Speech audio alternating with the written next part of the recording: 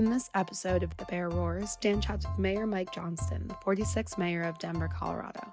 Elected in 2023, he brings a background in education, law, entrepreneurship, and public service to the role.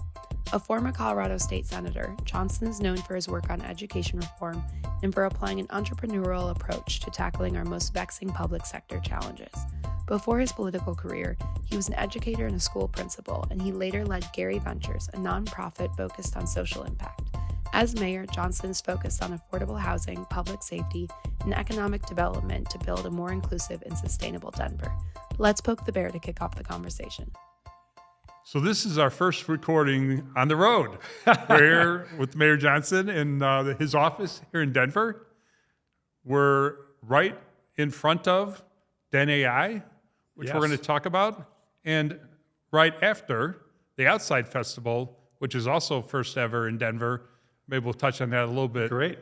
But more than anything, Mike, what I wanted to understand is why are you doing what you're doing? What has inspired you? What has motivated you? Because you're a talented person. You could do a whole host of different things, and you have done a lot of different things, but you've chosen a life direction around being a public servant, and specifically around being the mayor of Denver. Why? What is inspiring you? That's a great question. Sometimes my family asks me, why did you want this crazy job? It's a great question. I mean, I think for me, I often will say when I'm talking, I was a former teacher and a school principal, so I'd spend a lot of time talking to students, or now I'll speak at colleges or grad schools. And I often say to people when they're thinking about life decisions of what they want to do, I say sometimes I think the wrong question people ask you is, what do you want to be? I think the question is not, what do you want to be? I think the question is, what do you want to change? And then what role do you need to be in to make that change? For people who want to change things. Yeah, for people that want to make change. Effect. And I think for me, it is a matter of like, what impact do you think you can make on the world in your time here? How can you make people's lives a little bit better along the way? And so that has been my primary motivation. I had parents who were very service-oriented. I've come from 4 generations of school teachers, so kind of education was in my blood, service was in my blood.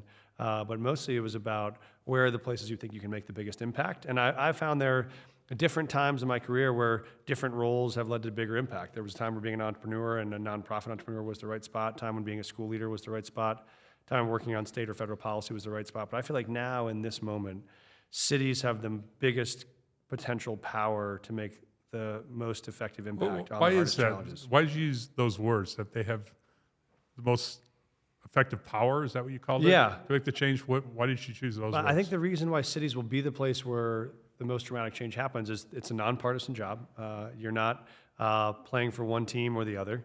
It is an executive role where you have in Denver is one of the strongest executive systems in the country. You have a $3 to $4 billion budget all in. You have 13,000 city employees. You have one of the top 20 largest cities in the country where it's big enough to matter on the scale. Anything you can do in Denver, you can do someplace else. But it's also still intimate enough that people know each other and you can put everybody in the room. Literally, I mean, we're here in my office with this round table with 10 seats. I can put any given problem in the city around this table to try to solve it. You said nonpartisan, and I don't think that being a mayor of a city the size of Denver or bigger is by prerequisite a nonpartisan job. I think you're choosing to make it a nonpartisan job. How are you able to lead in today's environment where there is so much of a divide between those on the left and those on the right? How are you able to lead in a way and set yourself up as a role model in a way, because you do, in a nonpartisan fashion? Yeah, I feel like oftentimes the partisan debates are about sources of the problem, like how did we get here? I think the much more interesting question for us is, how do we get out of here? How do we solve a crisis like affordable housing, or how do we solve a crisis like reducing crime and public safety? And I don't think most Americans think there is a Republican or a Democratic way to solve public safety. There either is a good solutions or bad solutions. There are good and bad solutions to affordable housing. And so I think when those problems fall down to the city level, folks are just interested in solutions. And I think we don't have pride of authorship over where the solutions come from. If we have community members who have great ideas, we don't care what their background is, what their political beliefs are. We want to make good ideas work. But you're being a little bit humble because you're choosing to lead that way. Not everyone in similar seats as yours chooses to lead that way. You're making a choice, and your choice is, we're going to focus on solving the problems, and we're going to focus on doing it in a way that puts people's maybe core political beliefs not in a drawer somewhere, but not at the center of the discussion. The center of the discussion is, for you, and I've observed this from you, I've gotten to know you well over the last few years, that you're really focused on, I want things to be better, and I want them to be better for lots of people in lots of different ways, and that's what this broader discussion is going to be all about. Yeah, we're really focused on the outcomes, and I think this is where the entrepreneurial spirit in me is like, what is your metric you want to hit? And then how are you going to get there? And then we're relentless about what do you test and try and improve to make sure you get there. But yeah, if we're clear, I don't think anyone would say we want to see crime go up in Denver. We would all say we want it to go down. No one would say we want economic activity to go down. We all want it to go up. We don't want housing prices to go up. We want them to stabilize. Like, I think you could get agreement on the outcomes people want. You don't always have agreement on your commitment to relentlessly pursue them and your ability to push everything else out of the way if you have to. I'm smiling as you say that because what you said sounds so basic, right? Everyone wants crime to go down. Everyone wants economic activity to go up. And that does sound so basic. And on one level, it sounds so believable. And it is true, and I do believe you. But that's not how a lot of people behave, not just people in the leadership positions, but those in our communities as well. People like me, a lot of times, people are so caught up in not even being able to get themselves to agree on basic things like you just said because they feel like they're conceding something by, well, what do you mean by that? Let's talk about that before I say whether. Like, no, these are pretty basic things. Yep. Isn't this kind of what we all want for everyone?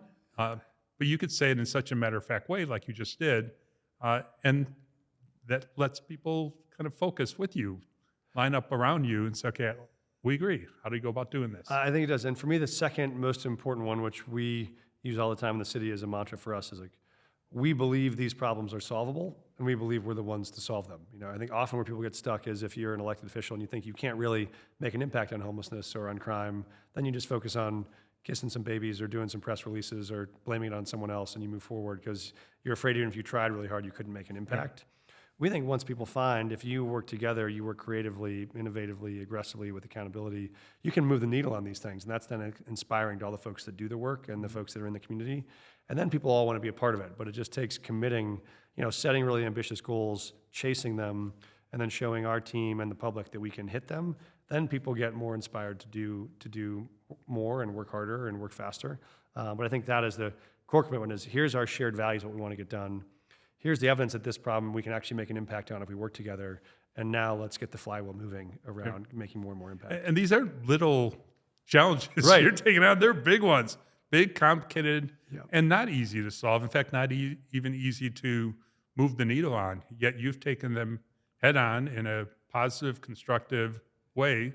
You're not deep into your term. You're maybe about a year a year into the term, but you've already shown that you're going to go after these issues and that you're going to do what you can to make a difference, and you probably are going to make a difference. So maybe tell us a little bit about that first year. That was, there's the JFK quote of like, we go to the moon because it's hard, not because it's easy, right? And this is that we started with homelessness both because it was the most important issue facing the city and because we knew it was hard. And it was the one many folks had given up on and just said, this is the new reality for cities in America, is they're all going to be overwhelmed with encampments and tents and folks that are freezing to death on the streets. And our deep belief was that's not the case. There is a way to solve this. We know how to solve it.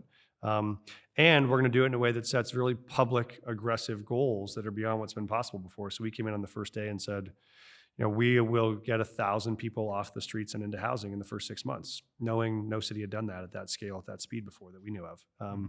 And then we, built the team around that audacious goal, and we brought on housing, we acquired hotels, we built tiny home villages, and then we went encampment by encampment. Instead of sweeping people from block to block, we brought on housing units. We went to those encampments and offered people access to housing. And in 6 months, we moved more than 1,200 people off the streets and into housing. We closed all 18 of the city's largest encampments. We now are one of the only major cities where our downtown has no encamping, no tents, hasn't for 6 or 7 months.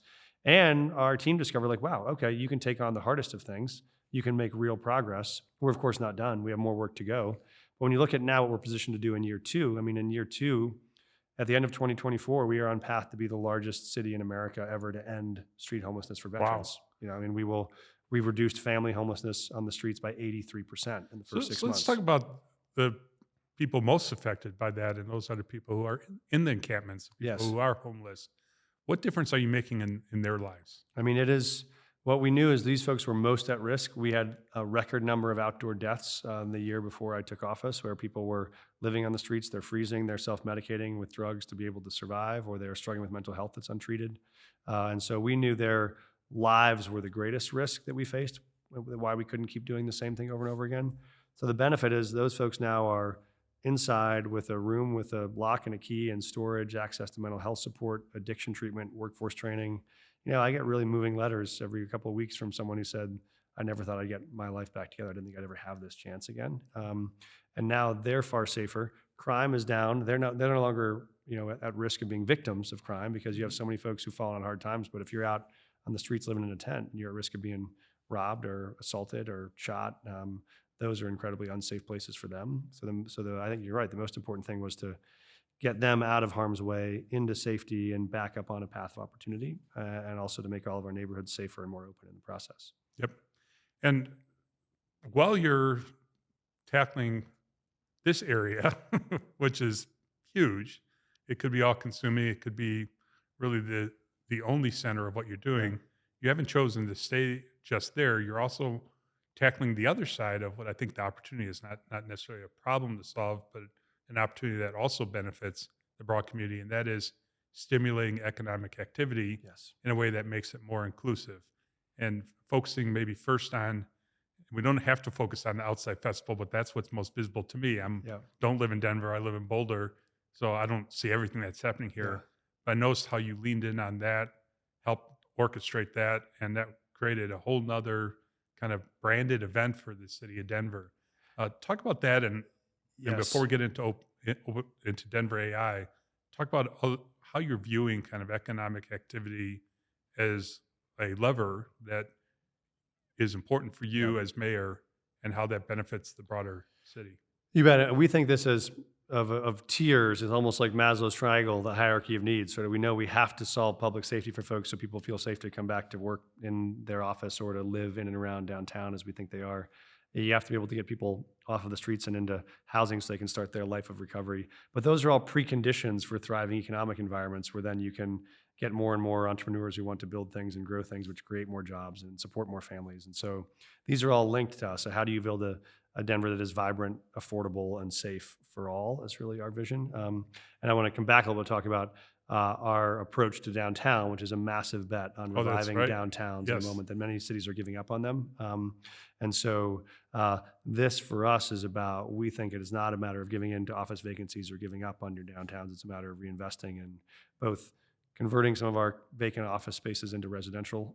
It is incentivizing more folks to come downtown by being able to we'll make the largest ever investment in downtown Denver in the city's history, about a $500 million tax increment financing to both attract and grow new businesses, to create public spaces and parks, childcare centers, art activations, the things that make downtowns vibrant. And part of that was a real belief that we think a big part of Denver and Colorado's brand is, Denver is the base camp to the greatest playground in the world. Yes. So we love the idea of the Outside Festival being here. We think it will be like our South by Southwest, where everyone who loves all things outdoors, often they can, if they are to live in Denver, Colorado, they can come out to this. We have folks who came from around the country to be here and really understood this solidifies Denver's brand. When you say like our South by Southwest covers a broad range of topics. It's kind of flexible in that way. Do you envision Outside will morph into something that's more than just about the outdoor industry? I think it will stay in the outside industry, but I think it will be a gathering place for a broad set of like-minded individuals who both care about economic development, care about the environment, care about art. I mean, there is a part of that movement that is about not just, I want to go skiing or go rock climbing. It is about, I want to live a quality of life that gives me a balance of a job that I love and a place that I love to live and the things that make that place wonderful. We think that is at the heart of the Denver brand. But I think that is, and that as a beacon for people around the country, we think is helpful. And I think there will be kind of a penumbra around the outside that connects to that, but we think the core brand remains the same. But what people feel when they feel connected to the outside is a bunch of other things that make cities feel vibrant. And so we're going to come back and talk about Deni AI, but when you were talking about the hierarchy, we talked about some of the fundamental needs, shelter, safety. Then we went all the way to the other extreme. But there's something in the middle there that's extraordinarily important, and I know near and dear to your heart, and that is education. Yes. So talk to me about education and what your vision is in Denver to make the education system better as well. Yeah. Education's been a transformational part of my life, both as a student and as a teacher and a school principal. And as I said, I come from a long line of educators. What we know is you can't have a great city without a great education system. And fundamentally, to prepare any of our kids for opportunity, they have to have a broad cross-section of exposure that is both a great 8 to 3 curriculum in their school day at their local public school, and they have to have really rewarding experiences that help them grow outside of school. So for us, we're focused on both partnering with the Denver Public Schools to make sure we deliver great instruction in reading, writing, math, arithmetic. I think technology is a core part of that in the school day. But about 70% of kids' learning now happens outside of the traditional school day. And so we're really working on bringing excellence and equity to that part of the experience. What does a kid do after school? What does a kid do on weekends? What does a kid do in the summertime? And those experiences are far more gated by financial capacity than any of our core experiences are. If you can take your kid to a math tutor or get them onto a robotics team or a competitive soccer team these days can be thousands of dollars for families. So we want to make sure that those opportunities are available equitably to all kids. And we want to focus on, when you see a real crisis growing in youth mental health right now, we think often for kids, the opposite of mental health crisis is not being in treatment, it is being in connection. It is being connected to other young people and other adults that provide meaning and stability to your world. And so we think often positive engagement in a cheerleading team or a math club or a DECA group or the soccer team are all positive ways for young people to connect. So we want to really do this as a way of driving leadership opportunities, driving content experience, and driving, we think, mental health and wellness. And then you describe all these things, and some of them imply that you need to have some pretty significant financial resources to support it. How are you dealing with the funding aspect of that question? Yeah. How are you able to support so many activities? This is one where it's a real collaboration because the city, of course, does not own this alone. Obviously, the Denver Public Schools is its own standalone organization, and they spend a couple $2 billion a year doing all of the K-12 education. We're going to partner with them. We partner with them on after-school programming. We partner with them on healthy meals and foods for kids. We partner with them on public safety. There are great nonprofit infrastructures around the city, things like Boys and Girls Clubs and rec centers that we have and all others that also provide those after-school programs. And then there are also places where there are gaps in between that we want to help fill in. So what we try to do is look at the ecosystem, build a full map of what a kid needs from cradle to career here, and where are there gaps that are not being filled right now, and how do we make sure that that ecosystem is a coherent arc of opportunity that goes all the way through without you falling through So a lot holes. of it is taking resources that already exist, but bringing more It's focus, it's more aligning them. cohesion. Yeah, it's aligning them and focusing on quality and outcomes. So to say, who are our best after school providers? How do we help them do more? How do we help those folks that aren't providing high quality services get better? And how do we focus on gaps? Like we see 2 big gaps right now. I mean, childcare access is a huge gap for families in Denver. Finding childcare that's affordable and accessible and hopefully close to your work, very hard to find. I think after school programming for middle school and high school kids, work opportunities for high school kids. We think one of the most powerful lessons a high school student can learn is getting you to work. It's responsibility, it's working with teammates, it's delivering results, it's being able to be flexible and interpersonal. So those are kind of different stages. We have different challenges, but we're trying to look at where the gaps are and then how we can work with these other partners to help fill those gaps. That's great. I mean, that's awesome because the other thing you tend to see, and at least as an outsider looking into the political world, is whenever there's a challenge, the first thing people come back with is we need more money. Yeah. We need more money, or we can't do this. We need more money, or we can't do that. Certainly, you need financial resources, but there, as you said, like an entrepreneur, like a startup, the first thing you say is, what can we do with what we have? Yeah. How can we make sure we're excelling? And if we are, more money will probably follow. Yeah. If we can't make good on what resources we already have, further investment is going to be highly unlikely. That's right. not going to That's be right. the answer. I think we got to show proof points of what works in all of these locations to show where you want to scale. Like you're ready to scale when you have proof points that the product works or that the service works. And some places we really have that. Some places we got to build a better case for that. Yep. So let's move toward the big event of next week. Yes. What is Deni? Yep. What was the inspiration for Deni? And then maybe we'll get into not just with Deni, but we'll segue that into looking forward in time on kind of your bigger vision and how all this stuff starts to connect together, both here in Denver and I think what you're doing has the potential to be a much broader effect, into being a role model example, Denver itself, that hopefully inspires other areas of not just Colorado, but well beyond Colorado. We hope that too. Our primary goal is to serve Denver residents well, but if we can serve them well on things like, making massive improvements in homelessness and public safety and economic development and downtown recovery, and partnering with technology to solve hard social problems, those are, we think, solutions that can scale to other cities and states. So yeah, the Deni is the first convening of its kind in the country, which is really focused on bringing the tech industry and leaders in the AI space. And Deni, this probably is obvious for us because we've been talking about it so much, but it's Denver Artificial Intelligence. That's right. Denver We AI. should do that. Deni, and the joke is our airport tag is Den, and so people know that as the Denver airport. So Deni is the city of Denver and the AI community coming together. And our idea was we really wanted to show how we can build partnerships that prove how we can use technology and AI specifically as a real partner to solve hard social problems. I think there's a lot of conversation and maybe some fear about the implications of what AI can do at its worst, and we're not denying that there aren't guardrails or protections that should be in place. But we think the capacity to transform how we provide high-quality public services at a lower cost in cities around the country is an incredible upside. And that doesn't mean replacing people. It means actually allowing the people we have to prioritize the things that just humans can do. But I'll give you an example of something like, and we talked about this when we were working, when we had an influx of newcomers who came to Denver. We had the largest percentage of migrants of any city in the country who arrived in Denver. And many thousands of them had asylum claims they were seeking to file. But to file an asylum claim can take 30 to 40 hours of legal work. And if you're a non-English speaker, we now need an attorney, we need a translator, we need a scribe, and we need someone to be able to understand their entire story, take that story, translate it to English, and take that English and help translate it into a legal form to apply for asylum. This is a great opportunity for an AI tool that could do that with a whole language model very effectively. And what's taking 40 hours of legal work could take 5 minutes to have a first draft.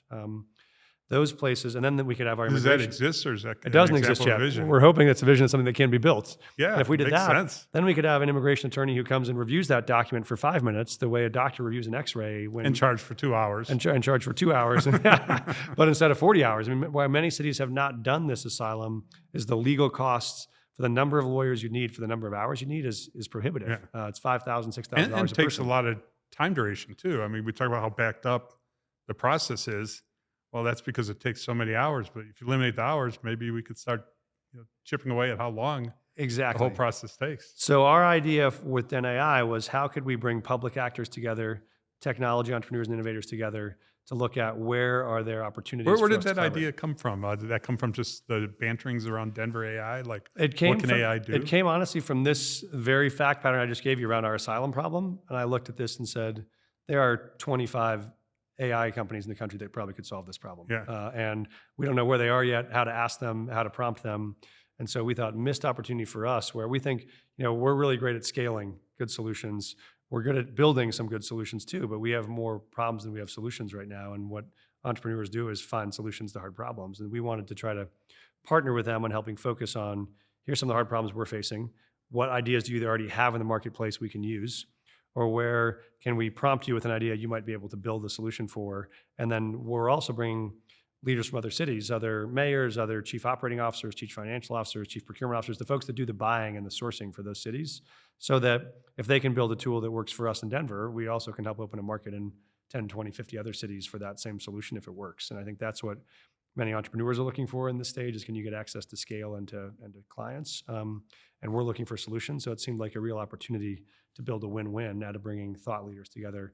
And what we find is Denver and Colorado has a great burgeoning community of leaders in this space. We want to really focus on how many leaders there are, folks like you who have built this ecosystem and are investing in growing new companies that can do this. So we encourage more and more companies to not just serve Denver and Colorado, but to locate in Denver and Colorado, for this to be the place to start a company, grow a company. We want this to be the easiest place to do business. So I'm giving a talk at Denver Startup Week that the team here has been helping me prepare for, and in the talk it's going to lead to a big audacious goal, which I know you love big I do. goals. And I think this one's going to resonate with you. So the way the talk starts is it looks back around the year 2006 here in Colorado. And as you know, the industries that made Colorado were oil, railroads, cable TV, what John Malone and others did, to make this the home of cable TV. Then we had the big telecom here. That's what got me out here. We had, SP Telecom that turned into Quest. We had Level 3, and we had a bunch of spawn-offs, TW Telecom, bunch of spawn-offs around that theme, and a little bit of dot-com activity, but not a lot. We even started to have a venture capital industry. Steve Halstead, who's going to be a guest on here, considered a grandfather of venture capital for Colorado. There were maybe 6 or 7 VCs who were starting to pick up momentum and names. And then the mid-2000s hit, and almost all of that got destroyed. In the wake of the dot-com, of the telecom meltdown, the VCs that existed then, only one still exists to this day. But then I center on the year 2007, and 2007 is when Foundry Group got formed. Brad Feld was already here, but that's when Foundry Group, that's when Techstars got formed. Phil Weiser and Silicon Flatirons was very active. And since then, things started to change dramatically. You have now, and by the way, that's when Zayo was formed. Yes. In 2007. But since then, there's been a whole host of not just startups, but scale up, tech stories, IPO, handfuls of IPOs, Yes. handfuls of, on top of that, other unicorn, multi-billion-dollar companies. But what the talk gets into then is capital formation, meaning investors on the ground here. So first, which is, I think, surprising to maybe everyone who sees this, is how much exists here in Colorado today. None of it existed in 2007. It was all falling apart. But now there's well over 100 investment firms on the ground here. Yet we have a long ways to go. A long ways to go before we're really considered a market that is core to where investors are on the ground working with entrepreneurs, with us being one of the top markets for that. So the audacious goal is going to be shifting toward the capital formation side and say, how do we become known for a top 5 market for capital formation? And one of the hubs of that that's forming is here in Denver, in the Cherry Creek area of Denver. How do you think about the importance of having investors here in Denver and in Colorado and that whole I'm so glad you told that story, because for me, this is the diagnostic of how you grow a thriving tech environment in a city or a state. Like, it was the group of entrepreneurs that you and others led in 2007. It was you and Brad and Seth and starting Foundry, starting Zayo, other startups that opened then. And the vision was, if you all could build healthy companies, build healthy investment environments, have healthy exits, the capital that built around those set of investors and partners, you would then use to reinvest in the next generation of growth. That's exactly what you're doing. That's what Foundry's done. And then you get, the real rapid scale effect of kind of the splitting of the atoms all the way across and the explosive impact. And I think we're seeing that right now from a lot of the companies you're investing in, and this new generation of both, whether it's quantum, whether it's some of the gaming, whether it's all, whether obviously the Ibadas and the guilds that are growing successfully, the Ibada IPO, I think more hopefully and coming. Space tech is going huge. Space And tech. environment tech, climate tech is pretty big out here. Obviously Vista Ridge and Ruben Munger, some of their work obviously early in climate tech was very helpful, I think, early. So I think that is what we want, is not just to have this be a great ecosystem for founders. I think that's part of what we do on the regulatory side and the other help. But how is it a great climate for investors, so that the investors come and follow the founders? And then how do you get real capital environments that are conducive for more and more talent to come, more and more growth to happen? And so that is exactly the flywheel we want to be on. We think the last 15 years have gone really well. We want to win the next 15, which means we want to be out front on AI. We want to be out front on quantum. We want to be making sure we have all of the right ecosystem environments to make it easy to found, easy to launch, easy to grow. This is why I know you and others have worked so hard on the regulatory environment to make sure we get that right. So this is exactly the flywheel we want to drive, and we hope Deni AI is a way to put a pin in Denver as one of the centers of the country that's thinking really aggressively about how to build that kind of ecosystem, and for folks around the country, around the world, to see that, be drawn to it. And some of them coming in. And they're coming in. Part of it. Yeah. And what's interesting about Deni AI and your concept behind it is a lot of focus is the fear of AI. Yeah. What's AI going to do to us that's not good?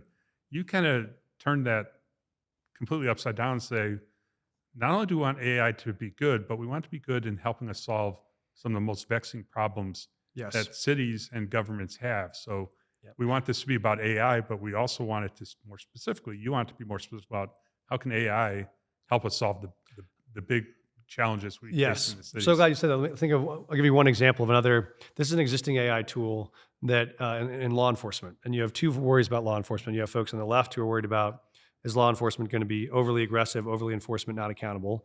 We have, for our priority, how do we maximize police officers' time so they can best utilize this to be in many places as fast as possible?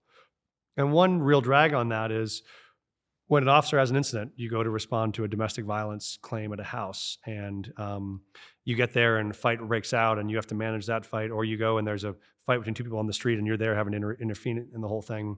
After you get everyone managed and detained and back to either a holding cell or someplace else, that officer has to go back and write up that entire report of what happened. That's 3 hours of an officer's time where he's not on the beat. And if they liked writing reports, they probably wouldn't have chosen to be a this police job. officer. So there's now a tool that takes the body-worn cameras we have that video that whole scene. Wow. You download all the audio and video from that scene, and then it pre-populates what everyone said, pre-populates a report that now the officer can look at and approve. But the great upside, I was talking to law enforcement yesterday. Yes, this saves 3 or 4 hours in an officer's time every day. The other thing they're finding is the reports are actually now far more objective. Yeah. Because you don't rely on what the officer remembered. Oh, this guy was offensive. He yelled at me, or he's actually, no, here's what the guy actually said. Here's what you actually said. Here's what actually happened. So you both get more protection for citizens that are worried about over-policing, and you get more protection for officers' time. Like, folks on all sides of the political spectrum should say that's a massive win. And only AI makes that kind of tool possible. So we think there are real win-wins here. And those are the ones we want to push for and help people focus on. Not to say that there aren't concerns to manage, but we think there are ways to make quality of life better for all of our residents and make government more efficient and more effective. So I might have a surprise for you on the panel I'm hosting at your Denver AI conference.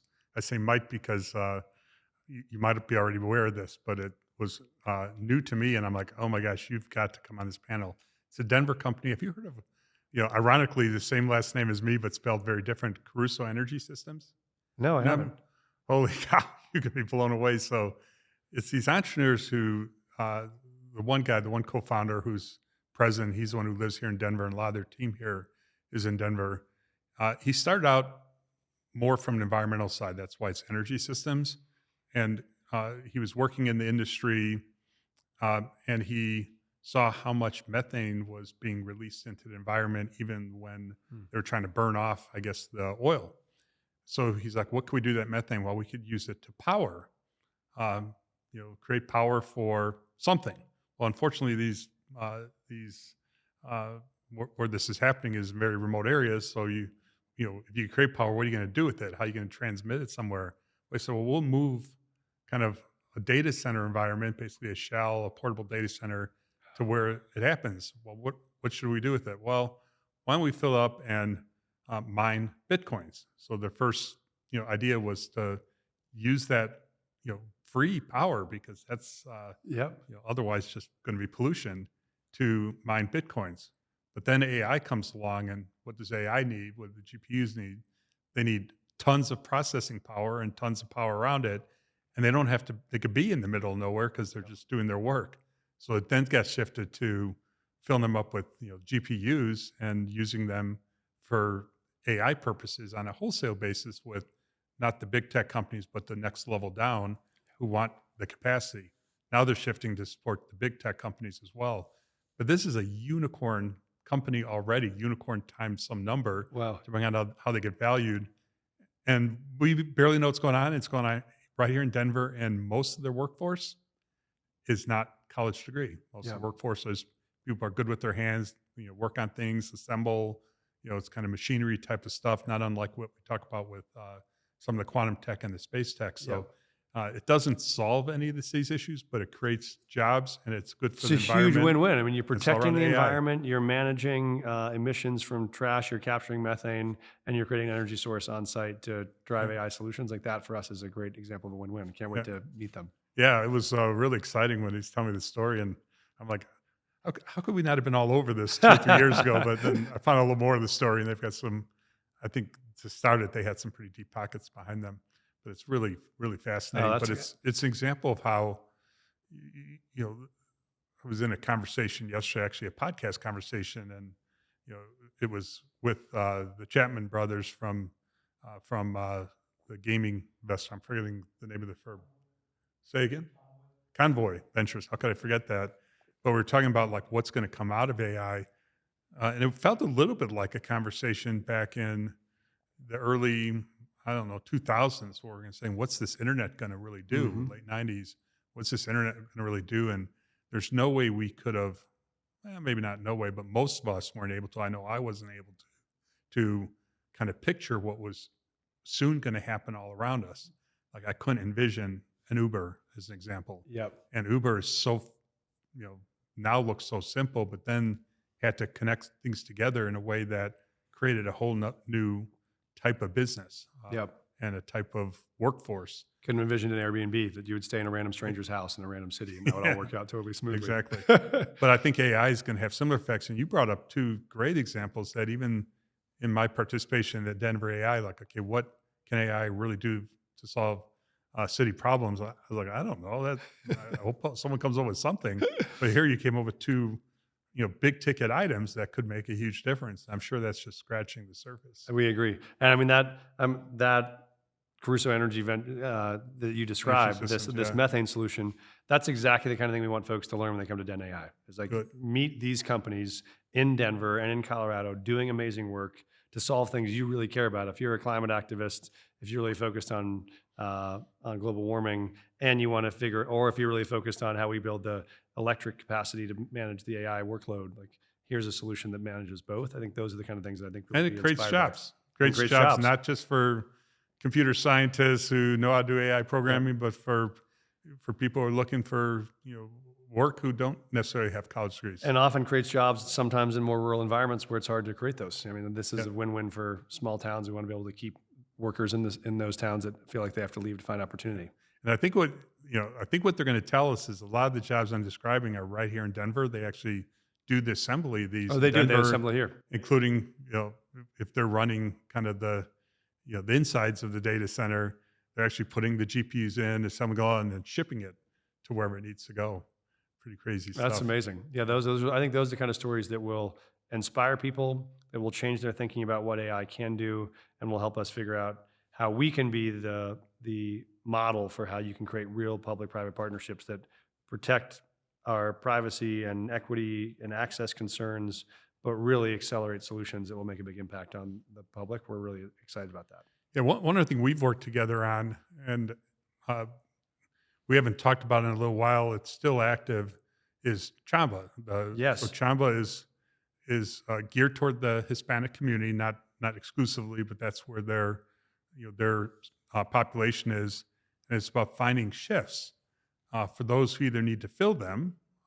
So I need extra workforce to help in kind of my food service business or my hospitality business or my outdoor lawn care, snow plowing, or warehousing, whatever, typically what we think of as blue collar type jobs. So I need to fill shifts, and I need someone there quickly, and maybe I need more now than is on my average. On the other side is people who are looking for work. Like, I want to work, how do I find more work? And maybe it doesn't start with a full-time position, but it starts with either I need extra hours or I want something that could lead to a full-time position. And Chamba's kind of built kind of both an application and a service around that.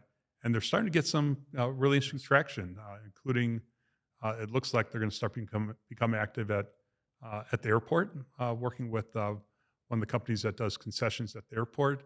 They're very active at Red Rocks. They're active at some of the other stadiums, Vail Resorts. Worked with them a lot That's great. In the last season. And boy, if that really picks up momentum, what a great way to kind of put people to work and to fill a need that a lot of businesses have and filling gaps in their workforce. I agree, and we were back when I was at Gary Ventures, we were early supporters of this. We're a big believer in Diego and in the vision there for Chamba. I think part of it is it's also a population that is at risk of exploitation. Historically, you had folks that were doing day labor and they're waiting on the side of the street for someone to come pick them up and go do a shift, but you're not sure if you get paid, will your wages get stolen? Can you track those wages? Are they fair? So the ability to have a marketplace, an online marketplace where folks can see exactly what the jobs that are open, what they pay, make sure they have a way to hold that employer accountable to make sure they get paid. It's actually has a huge impact on equity and fair compensation for people that otherwise were at risk of not getting it. So we are very excited to see that grow and think it could be a big deal for a lot of our working families. And they were able to do it in a way that was proactive with the state to make sure that the way the individuals were getting paid and how that's being reported and how they're qualified, Yep. categorized is all in a way that's consistent with how people want, the gig economy to work, which Yep. is awesome too. I think so too. But another example of, I think, very proactive kind of collaboration that both solves a challenging matter that a community faces, but in a way that creates opportunity for people and solves real problems for, in this case, businesses as well. So let's look forward. Let's think about bigger vision. Like you're still a young guy. I wish I was your age. You got a lot in front of you. You're obviously going to be, I think, mayor here in Denver for some period of time. What are you hoping comes out of kind of what you're doing here, what you're demonstrating? What do you, in your kind of not personal ambition, but kind of your ambition to see real impact? Yeah. How do you hope that plays out? Yeah, I think it powerfully links back to the place that you started, which is, if we think cities can be the real example of change, if we can be the example that you can solve hard problems and we can solve them together, I think that fundamentally changes what the country thinks is possible. Right now you sort of dig into believing problems are intractable and people won't work together and we have to fight each other. If we could in Denver make massive impact on resolving challenges of street homelessness, if we could make massive impact on reviving downtowns and getting vibrant economies that are accessible to people of all backgrounds, if we could dramatically reduce crime and get cities back that are safe and feel open on all neighborhoods and areas, if we could create a lived experience for young people, you could go from cradle to career in one city and be able to get access to nourishing, enriching, engaging experiences all the way through.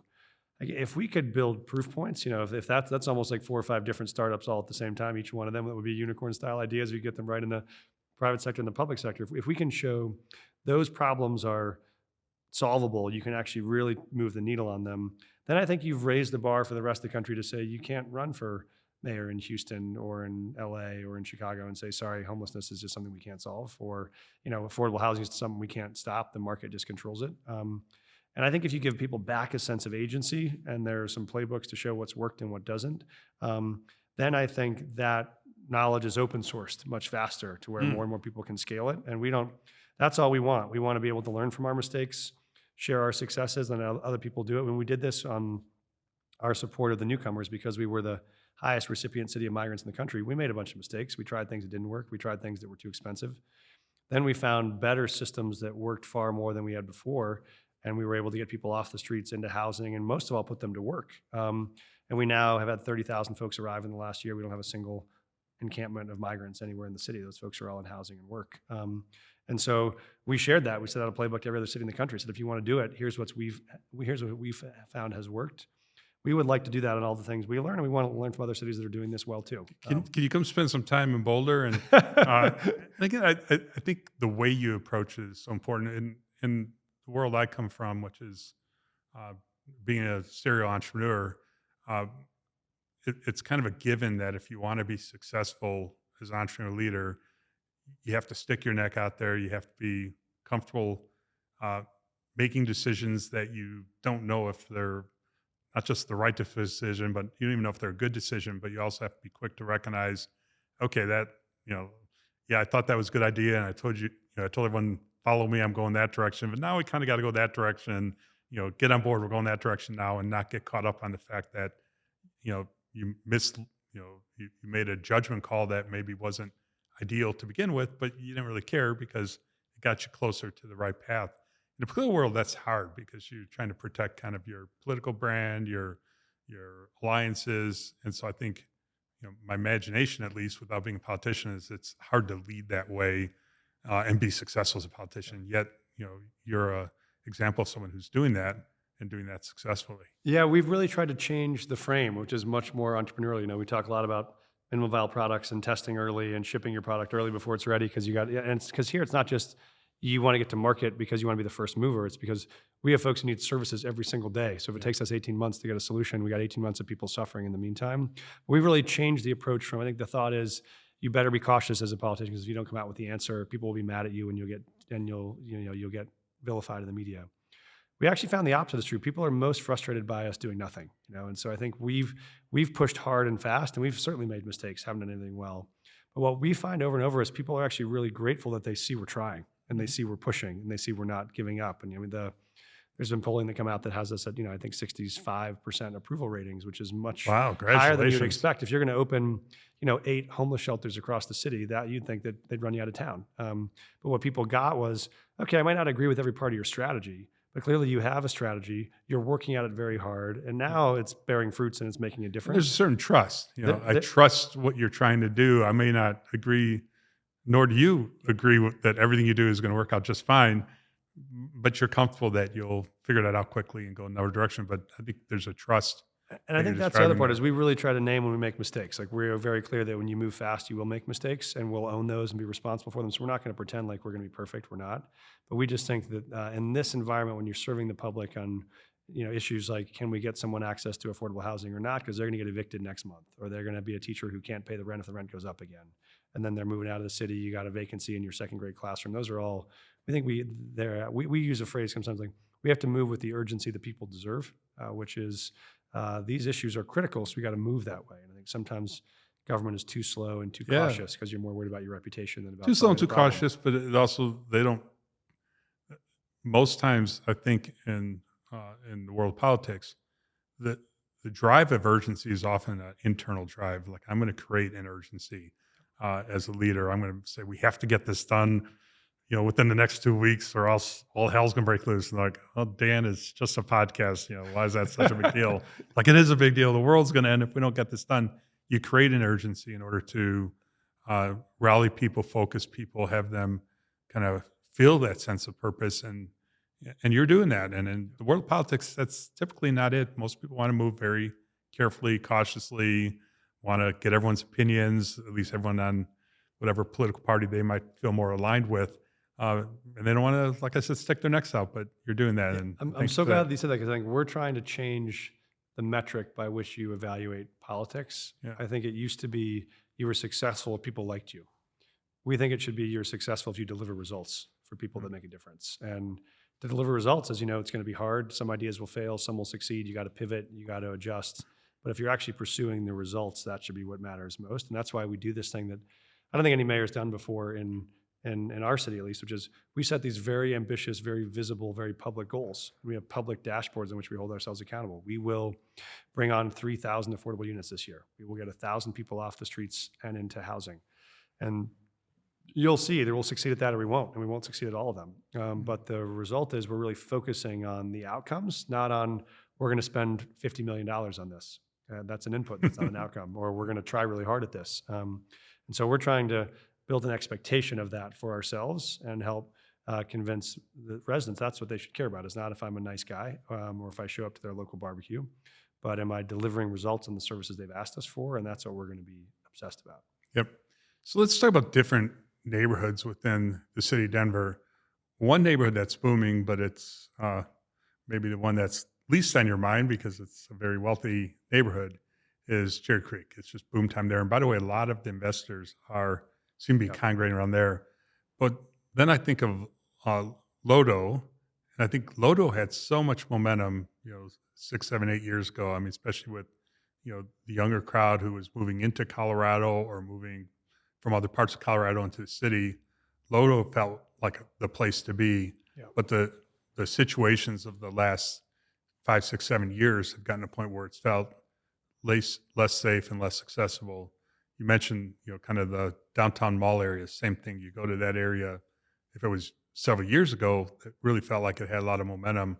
But then it seemed to be an area which felt less safe, less secure, less accessible. So maybe starting with those two areas, but then think broader about the broader Denver neighborhoods. How do you see them? Those are great examples of what we know works and what we know the challenges are and how to solve them. So to give Cherry Creek as an example, what people like about Cherry Creek is it is a walkable, dense neighborhood where on foot you can get to a restaurant you love, you can get to your job, you can get to your house, you can get to a grocery store, you could go shopping, you can just get lost and meander around for a Saturday afternoon. Mm-hmm. And that's kind of all the experiences folks want as close as possible. You don't have to get in a car and drive 30 minutes to do any of it. And so those are what we're trying. I think that is our goal for kind of new urbanism, is how do you have a city made up of nodes like that or neighborhoods like that are completely activated within themselves. You do have versions of that up in the Highlands, I think, that are quite popular. You have versions of that in Lowry or in Central Park and in Wash Park. And so we have pockets of that. And Lodo, I think, was an example of both how you could build that when it didn't exist before. Right? Lodo was a warehouse district, that's a good huge, point. Huge investment of entrepreneurs. And then there was, at a similar time, about 15 years ago, when you were launching Zayo and others in around 2008, there was a set of entrepreneurs who wanted to revive Union Station. Walter Eisenberg, Chad McWhinney, Mark Falcone, a number of others.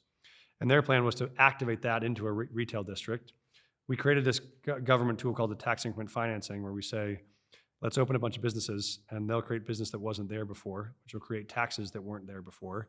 And those taxes can be used to pay off the cost of infrastructure, to build a massive rail, to build platforms, stations, public spaces. And they successfully created this great activated space that was Lodo, right? That plaza in front of Denver Union Station is one of the best places in Denver. And so we know public investment linked to private entrepreneurship can create those, can give you that sense of placemaking. McGregor Square is great. The Dairy Block, Union Station, Larimer Street, all have those feelings. We have not yet made that kind of investment in what we would call upper downtown, which is the rest of the mall. And so Lodo is still doing upper downtown would be considered upper downtown would be like from, call it, if you're going up if you go from Union Station up to here to Civic Center Park, up by the Capitol and the museums up here, that'd be the other end of the 16th Street Mall. So that would be like Denver Pavilions, those places. They have not done as well because we haven't made that investment in the placemaking. We have more large office buildings that have suffered from the commercial vacancy. So our opportunity now is, what is our plan to bring a sense of placemaking like we've done in Cherry Creek and we've done in Lodo to the rest of downtown? And that's why we've created this Downtown Denver Authority is an investment tool that allows us to use this increment financing to put about $500 million over the next 10 to 12 years into that kind of placemaking and growth in these spaces. Yes, it means public safety first. Yes, it means getting folks that are unhoused access to housing. But it also means things like getting more of a neighborhood district rather than just a business district. The old Wall Street kind of shuts down at 5 p.m. and the place was empty. We want people here 24 hours a day, because that means you're going for coffee in the morning. It means you're eating at a restaurant at night. And so we're really focused on this as a activation strategy for all of downtown. We think it'll be the largest per capita investment of any city in a downtown in the country. When many people are abandoning downtowns and saying we won't get people to come back to work in person, we won't get people to come down to restaurants and activations. So we think we can make that kind of lived experience like you have in Cherry Creek, which is you can walk to your work, you can walk to great restaurants, you can walk to a Nuggets or an Avs game, you can walk to one of the best theater districts in the country, and you can do it without having to get in a car. We think that is a real attraction, and that's what we're going to try to build in upper downtown and in lower downtown together, but we think there's a real path to do that, and Lodo and Cherry Creek have showed us what's possible. Yeah, so few cities nowadays have their major sports teams all congregate in a way where you could walk to them, multiple of them. That's right in the middle of the restaurant district, bar district, where people tend to work. I mean, it's an asset that we have that very few cities enjoy. Oh nowadays. Yeah, I mean, I just came. Just for folks not from Denver, I want to brag and lure you here. I just came last night from the Michelin Star Award ceremony. We now have 4 Michelin Star restaurants in Denver. But I mean, this is the only city where. What are the 4? Frasco's in Boulder in Denver. We have Alma Fondafina, which is a new one that just got it this year. Okay. We have Bruto. We have Beacon and Wolf's Taylor are all 4. Wow. So that's a very high density. You know what? I haven't been to any of those 4 restaurants. They're fantastic places. But we say, this is one of the only places where you have 4 pro sports teams all in the same downtown. You got the Rockies, the Avs, the Nuggets, the Broncos. Only city in America where we've had in the same year a team win the Stanley Cup and win the NBA championship. So Yeah, quite huge. quite great teams.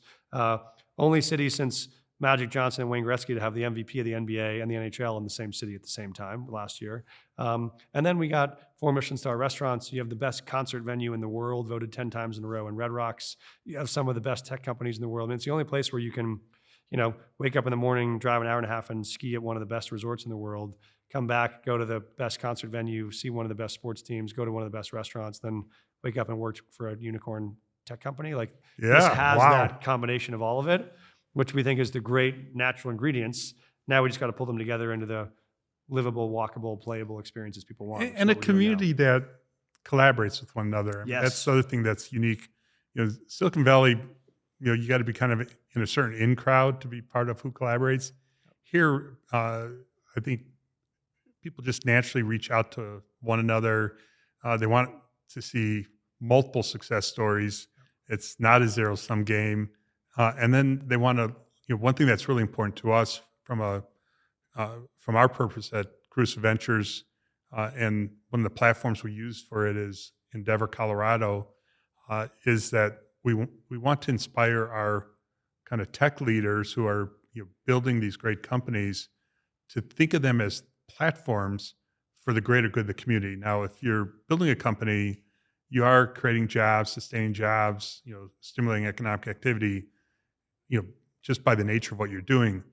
But if over and above that, you also go out of your way to say, you know what, how do I make this company, my platform, more accessible to those who might not think of tech companies as accessible to them?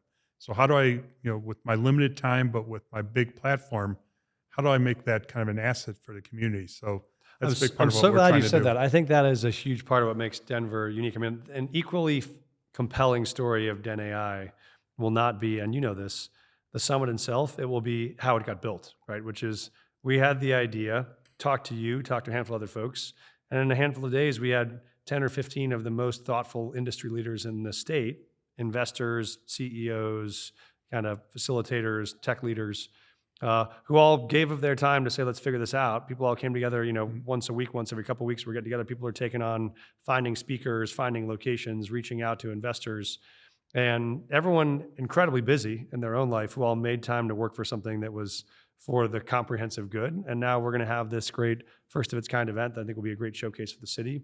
But that kind of stuff works in the city because people are selfless and they're collaborative and they're willing to take their time to contribute. And I think that is as much of what we want to showcase about what makes Denver unique as the brilliant entrepreneurs and investors that are here making things happen. Yeah, as I was thinking through the presentation I was talking about earlier, and how do we get more capital formation on the ground here, one thing that came in to mind is, and you sort of touched on this, is when the tech crowd has big exits, what a lot of them do is they become investors in the tech industry. Well, in Colorado, we haven't had very many of those in kind of recent years. But what we have had is those who built up large kind of family office environments, large sources of wealth in prior decades, who are still active here in Colorado, still care about Colorado, but they haven't gotten overly comfortable with tech investing. Tech investing has been maybe something they aspire to do more of, but more comfortable in real estate or kind of the industries that they came from, more industrial industries. So part of the big audacious goal of how do we get more capital formation on the ground here, including focused on supporting the Colorado ecosystem, is to tap into those larger kind of family offices that we all know about and make them more comfortable investing in tech companies, helping Yes. them, do whatever they need to do to cross over. Maybe it's finding some kind of collective vehicle for them to do it, or some kind of forum for collaboration, but getting them to be part of our tech ecosystem and funding our great entrepreneurs who are doing just fabulous things. I mean, the stuff that's being done in Colorado, I mean, you're familiar with most of it, but like Boom Supersonic, and it was building the first commercial supersonic airline. The amount of space tech companies that are doing just outlandish things here in Colorado. The quantum industry, which we talked about, 4 Nobel Prizes and more real quantum companies that are scaling up here that are globally significant than anywhere.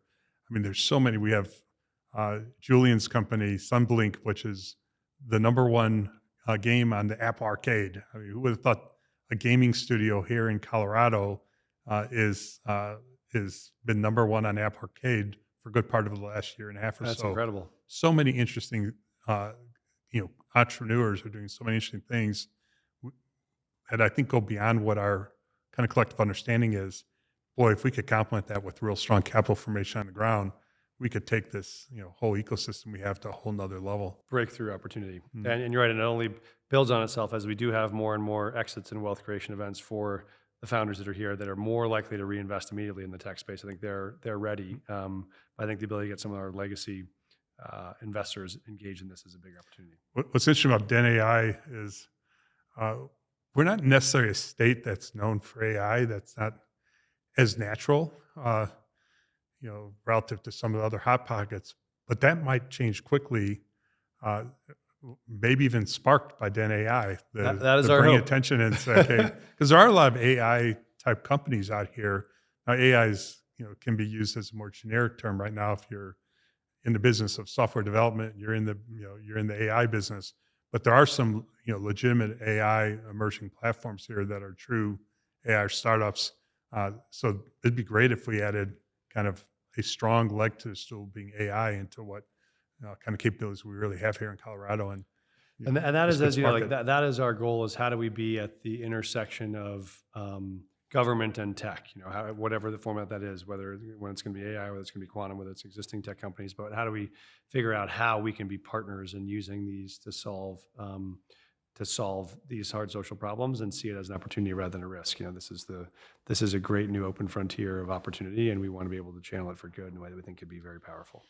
Yeah, absolutely. And even though it has the name Den in front, it's kind of like the Denver Nuggets. The Denver Nuggets belongs to all of us in Colorado, not just Denver itself. So, we're not going to let you just have Den AI to be a Denver thing. This is going to be a Colorado thing. We want it to be 100% a Colorado thing. We do, yes. As much as the Broncos and the Nuggets and everyone else belong to all of us. Yeah. In fact, huge fan base of the Denver Broncos in Mexico. We know a huge fan base of the Nuggets all through the Rocky Mountain West. Huge one in the Middle East now too, because Denver Nuggets are going to be playing out in UAE. In Dubai, I think they have an opener there. I don't know if it's Dubai I think it's in Dubai, yeah. I think it is, yeah. I think they're playing 2 games out there, right? They are. It's the season launch.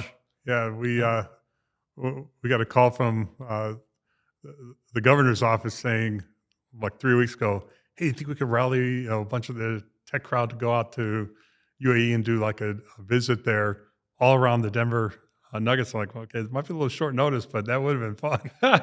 The delegation is not going to happen this time? No, it was too short a notice to try to pull together. I think we'll be leading another delegation to Dubai later in 25 as part of our airport expansion up. We're looking at a direct flight to Dubai as well. And so, that'd be awesome. Well, let's collaborate on that because we went out there and built a lot of real key relationships, both in UAE and in Saudi Arabia. So that'd be fantastic. Yeah, I think it's getting on that map because there's so much happening out there and they want to be more part of the global economy. And, when they come to the U.S., they go to East Coast, West Coast, but they skip the middle unless they go to Aspen skiing. So we want them to understand kind of what our ecosystem brings to the table in areas that they care deeply about. Quantum and space as examples and climate are areas of interest to that ecosystem as well. Yeah, absolutely. That'd be really exciting. So, we talk a lot about Denver. You're the Denver mayor, but you didn't grow up in Denver. You grew up in Colorado, but not in Denver. True. How did you get from, Vail, right? Yeah. That's where you grew up, to being such a fixture here in Denver? It was, I grew up in Colorado. Denver was the place you came to, do back to school shopping or go for hockey or soccer tournaments. And so it was kind of the big city you went to. But I left for college and grad school, and I started my career as a teacher. And then I wanted Teacher, where at? I started my first job. I was teaching in Greenville, Mississippi. So in one of the poorest counties in America. I joined Teach for America and was an English teacher down there. I'd always wanted to go to the South, was fascinated by it. Moved there, loved the experience, learned a ton, and also felt like I wanted to be able to have an impact on more than just the one period of the day that I saw my students. I felt like even if I was doing great on 9th grade English, if they were in an ecosystem where they weren't getting any of the supports they needed to succeed, I kept seeing more and more of my kids fall through the cracks. And so that's where I thought I wanted to be a school principal. I wanted to be able to lead my own school. And so and at that point, I also find working with young people, you see a sense of the long game and you want to be able to be there for multiple stages of their life. And so I thought, all right, I loved moving around. I'd love to settle in a place where we're going to be for a long time. My wife, at that point, Courtney, was a social worker, and she was similarly working with families and kids where you wanted to be able to have a long-term Where was she relationship. originally from? She's from Memphis. We met teaching in Mississippi. She was teaching in Clarksdale. I was teaching in Greenville. I went to grad school at Harvard for a year, and then she went to be a social worker in Atlanta. I went to law school, and I really wanted to be a school principal. And so we were deciding where to go. My family was out here, and the more we looked at inequalities that existed around the country, even places like Mississippi, at that point, Colorado had the highest college completion gap from white kids to kids of color of any state in the country. And so we, yes, there are real inequalities in Mississippi, but there were real profound ones right here at home. So we thought Colorado was where we wanted to make home. I was interested in being a school principal. She was interested in being and running a residential treatment center and potentially going into being a district attorney. And so Denver was the capital city. It was the place where that was close to home for us, but felt like a lot of opportunity and a lot of place to make an impact. And so we came here, just over about 22 years ago. And we love about it that it still feels like a small town and a big city at the same time. Yeah, that's what's beautiful about out here. Is it does have that mix. Yeah. Well, I'm glad you did, and you are restoring my faith in the political world to see a leader who seems so genuine, that is able to work with the broadness of the political spectrum all around, having real impact that affects people's lives, both those who use the Maslow hierarchy, those who are worried about shelter and being able to feed themselves and security, all the way up to those who have been fortunate enough to be able to impact the broader community, but need to be doing it in a way that's collaborating with the community around them. I mean, you cover the full spectrum, and I think you're going to inspire a lot of leaders and a lot of change that goes way beyond Denver, way beyond Colorado. It really affects kind of the broadness of our leadership across the nation. So I look forward to watching that unfold over the next 20 years. Well, I'm so grateful for you having me. I just add one thing is we also feel like we want the city to feel like an open API to innovators around the state and around the country. I've had the experience being outside of government where when I was in the venture world where you find really great ideas and you can't get access to scale them or can't find the right partners to bring them on. We also want to be a place where people with good ideas and how to make an impact come to us. And so if you are an innovator, you're an entrepreneur, you're someone that has seen a better way to solve a problem you wish cities picked up, we would love Denver to be that place where you can test good ideas and scale them. And we're going to be innovative. We're going to be open. We're open to taking risks. We're going to swing big, and we know we'll make mistakes, but we think if we can make a real impact on people's lives, and all the better for the folks here, and we think for people around the country. So we want to be a welcoming place for people of that. I say sometimes Denver's kind of the capital of the New West. The Old West had a feeling of you come out, it is the Wild West. That's why I love that you chose that book. I borrowed your book here. The Old West, you can come out, you can try your hand at anything, and maybe you make it, maybe you don't, but there is a sense of the canvas is open to you. We think the New West, then was about, as you said, old industries of what can you pull out of the ground, whether it's oil or gas or mining. We think now the question is, what can you mine out of your head? What assets, ideas, resources can you bring and can you put to play in a city like Denver? We think this is going to be a place for great innovators and builders to come and both be able to have a quality life they love, but also dream and build the things that no one's built before. We want to be that headquarters of the New West, which is full of tradition, but a new kind of opportunity and a new kind of openness that maybe wasn't there before. Well, I'm sold, and thank you for opening up your business home to us. This has been a great backdrop for the We're conversation. delighted that you came. Our first ever podcast live from the mayor's office in the city and county building. Good deal. Thank you. Thanks so much. I appreciate it. Thank you for listening to this episode of The Bear Roars featuring Mayor Mike Johnston. This podcast was produced by Loud Bear Productions and edited by Courtney Caruso with support from Allie Berman, Emily Notaro, and Gibson Siegert.